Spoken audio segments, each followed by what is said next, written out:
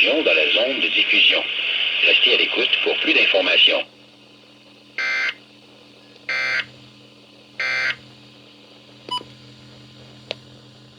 Environment Canada has updated a severe thunderstorm warning for southern Alberta at 7:54 p.m. Mountain Daylight Time, Friday, June 12, 2020. A severe thunderstorm warning is issued for Wheatland County near Strathmore, Lyalta, and Carsland. A severe thunderstorm warning is continued for Mountain View County near Olds and Didsbury, Mountain View County near Carstairs, and Sterlingville, Municipal District of Rocky View.